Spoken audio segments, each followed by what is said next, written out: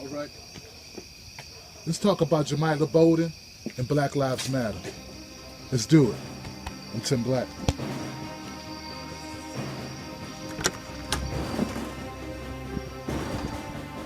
It's gonna be a good one. Time to do it.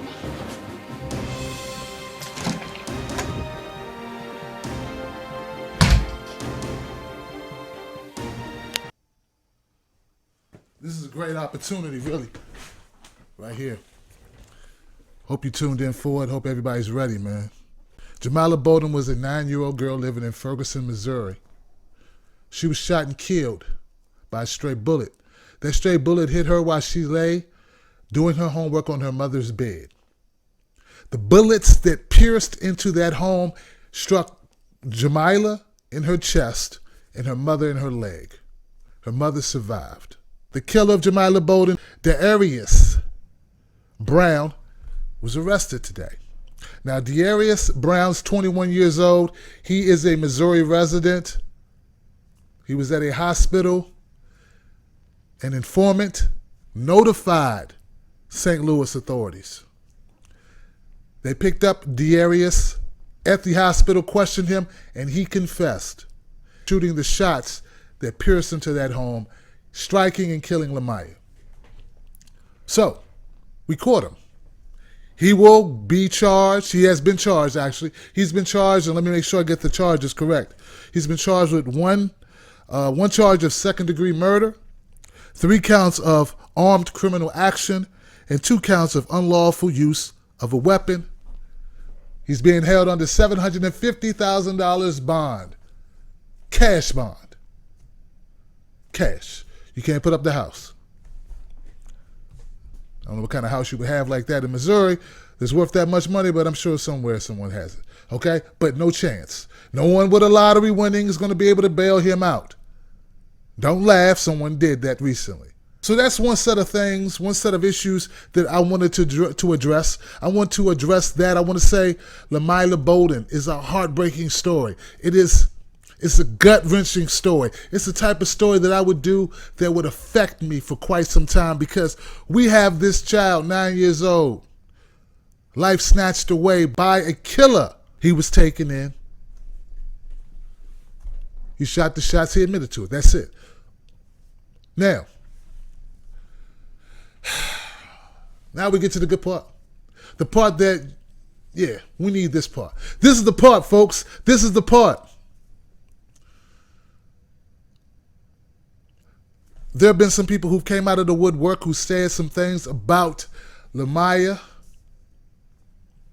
and who talked about Black Lives Matter. And Black Lives Matter been under a lot of scrutiny behind the Bernie Sanders issue. Okay, so they taking a lot of heat because of that. And now there's accusations of double dealing, so to speak. And then you got these people saying, well, hey, they're just trying to destroy the movement. They're trying to destroy the movement and the ground that's been made by Black Lives Matter. I've been telling people from day one, we need not make this a black-white issue. We need to make this a police brutality issue. Many things we talk about in society that affect people, we don't talk about them in terms of race. We talk about them in terms of justice. We talk about them in terms of saving lives. And if we make a conversation about police brutality and we focus on that, then we can build a broader coalition. But y'all don't hear me, though. Oh, yeah, you hear me say it, but you don't hear me, though. So then we get this woman, Patrice Hubbard. She comes out and she makes this long video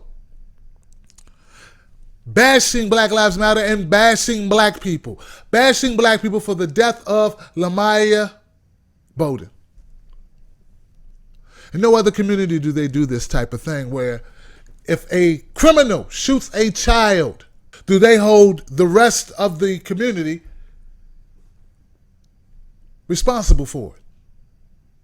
As if it's their fault. It's your fault. It's your fault that this person did this thing. It's your fault. It's your fault. It's my fault. How is it my fault? How is it my fault just because I want to see police brutality end? It's my fault now that this child is dead? Somehow I'm responsible for that? You know what? I'm no more responsible for a criminal black thug or criminal black person who kills, murders, or whatever than you are responsible as a white person for Dylan Roof or for the Unabomber or for James Manson, Charlie Manson, or James Jones, or any other criminal white person. But they hold her up. They hold this thing up and they say, she gets it. What she gets is she gets you off the hook. When you should have never been on the hook.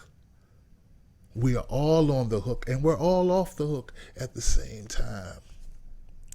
But see, there are forces out there that don't want us to work together. But don't fool me with the BS that if there's no Black Lives Matter, all of a sudden all lives matter is going to rise up. None of y'all going to do shit. None of this is going to help. You know why? Because as long as there's any type of division and all lives is just the answer to black lives. If it wasn't for black lives, there'd be no all lives. So therefore, they cancel each other out. We have nothing going here. Start a new movement with a new name and take colors out of it. Because I saw a video today and it bothered me, folks. It bothered me because the person presenting the video focused on erroneous things that were stated by this woman who has no knowledge of facts. First of all, let's say this, folks. Let's say this. Peggy Hubbard is married to an officer, and her cousin is a police officer, a chief police officer, officer chief. Chief! Don't you think that's something that should be disclosed if she's going to be talking about cops and criminals or cops in the black community? Shouldn't she have divulged that? Should that be something that you knew? Should that something that CNN would ask or Fox News would ask? Like, are you a cop? Have you ever been a cop? Are you married to a cop? Why was that not in the video? I mean, come on. If I'm going to give you a recommendation about a restaurant, it would help if I told you that I work there. Or it would help if I told you that I'm in the restaurant business. It would help, right? Or that I have stock in this restaurant. I mean, come on, guys. She has no integrity from my standpoint. Though she had a couple of points, I will give her that. There's a couple of points. We need to be concerned about black crime. But since we are concerned about black crime, I mean, if you black, you are concerned about black crime, aren't you? I mean, if you live in a black area. But this is what I have a problem with. See, I've lived in poor black areas and rich black areas. I lived in black areas that were rich, affluent, or well off, or above middle income, and there was never any crime. No one got shot. See, crime is economically driven, because the people who are economically deprived or people who are suffering with poverty tend to have a mentality of we're at the bottom, so we got to fight for ours. We got to scratch for ours. They end up dealing in other ways to make money, which may involve violence or illegal activities. This is what creates crime. This happens all across the globe. And the reason why blacks are so involved in crime, if you look at number statistics, is because they live in predominantly poor areas that are close together. But we all know this. Doesn't that make sense? Unless you're just racist and you think that crime is based on the color of a person.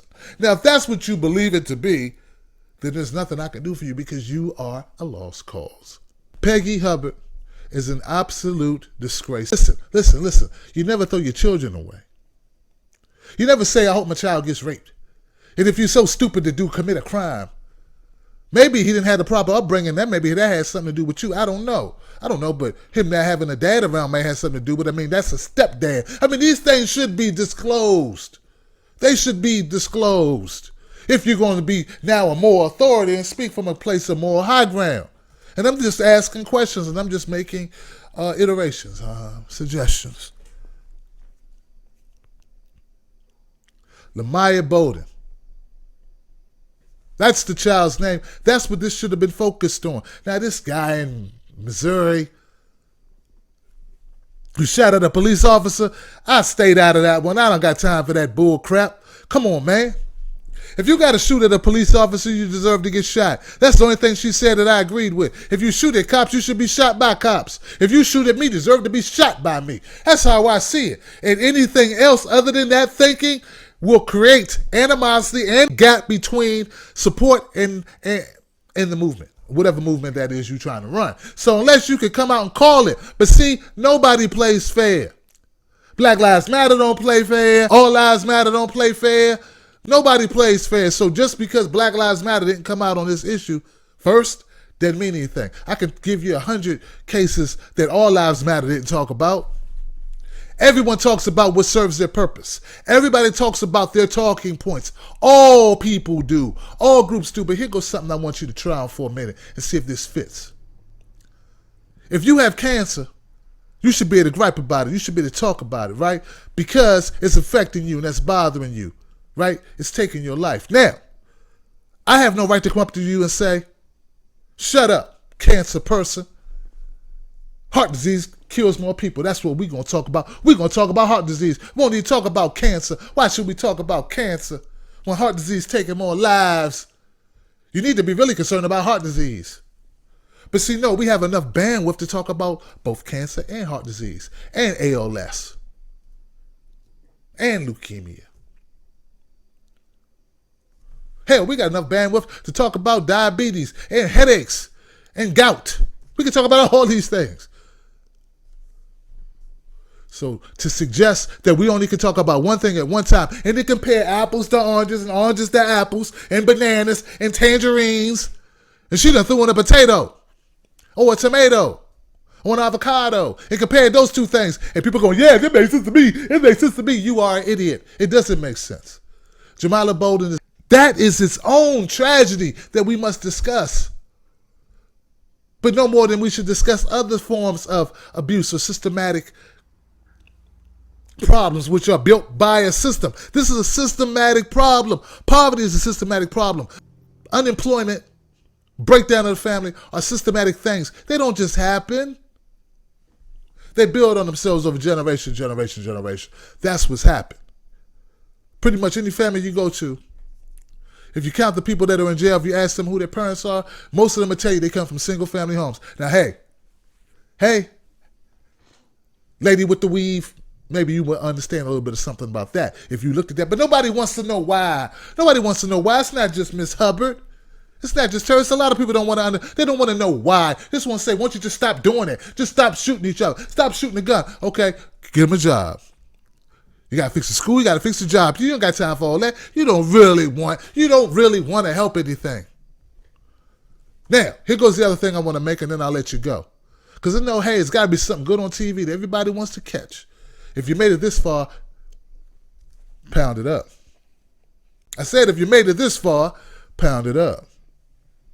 Black Lives Matter was created by the media. The media kept promoting it. The media kept showing it. The media kept sending it. The media kept making it a thing. Come on, man. The majority of people are not sitting around looking at Black Lives Matter or sitting around thinking about Black Lives Matter. They're thinking about how to pay them bills. No, just like the majority of regular American people of all colors ain't thinking about politics or what's going on or who these candidates are right now. We're over a year away from election and people are talking about politics. And half of America, most of Americans aren't even thinking about it.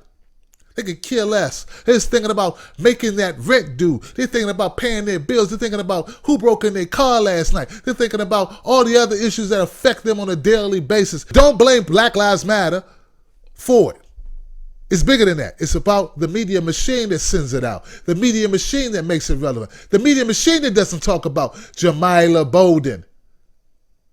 You blaming Black Lives Matter for not talking about Jamila. Where was Fox? Why weren't they talking about Jamila? But see, then you wouldn't get on YouTube and make that video, would you? And if you did, no one would watch it. Because I've made that video and no one watched it. I've made a lot of videos that no one watched. Peggy Hubbard has turned into a thing you should not be. Do not let them Peggy Hubbard you. But she's willing and able to be Peggy. She wants to be Peggy Hubbard. Because once again, her husband's a cop, her cousin's a police chief. And to her, the only lives that really do matter are blue lives. Like she said, you blacks are the worst mother on the planet, the most violent people on the planet. You. She forgot about the Holocaust, she forgot about the Indians, she forgot about the slave trade, she forgot about everything that's going on this globe, and she just said, it's you. The black Americans are the worst people on the planet. That's you. And wow, now it's 8 million views, and we wonder if that's an accident. No, it's not. And the people going, yeah, that's true. Yeah, that's true. Yeah, that's true. It is. Or racist. And I don't know which is worse. Darius Brown deserves every day they give him, plus some more. As does anyone who takes a life. But don't tell me because there is a Darius Brown who shot somebody accidentally, killed a child, horrible act, should be punished. Don't tell me that means I can't talk about Ergana. Don't tell me that means I can't talk about Tamir Rice, because in my opinion, they shouldn't have died either. They shouldn't have died either. But I guess this movement needs to handle everything that ever happens. Hell, if my grandmother falls down some steps, Black Lives Matter better be there talking about it, or forget them. What good are those people? Grandma should be here. She shouldn't have broke her hip. Where were you? And don't you come up here talking about your bad back. We got people with heart disease. Get out of here. You got AIDS. I don't got time for you. Get out of here with your tuberculosis. We dealing with heart disease. Your problems is small. Who cares? See how that makes no sense. And see what you're applauding makes no sense. I've been saying it over and over again. We need to stop focusing on the color of the victims and the color of the perpetrators and focus on the crime. Focus on justice for the victim, whatever color they are. But see, that don't sell for either side. Either side. Both sides are getting paid off that. Both sides make out. When we have to choose a side, both sides win. I don't want us to choose a side unless it's justice or injustice. Those are the two sides we should be on. But as long as people feel like the system is not designed for them, that it works against them, then people will root for the bad guy. Which is what they did when that guy pulled that gun on that cop and then got killed. Say if he's running from the cop, he shouldn't be shot. That's what happens. People will root for the bad guy when they feel that the good guys are actually the bad guys. And these guys are bad, but they're not as bad as the bad guys. I mean, get different levels of bad. And that's what happens in the mentality of people who live in a situation they shouldn't have been in the first place. Living in situations where people, it's hard to find out who's the good guy. Darius Bowden, once again, deserves every day he gets. But Peggy Hubbard doesn't deserve applause.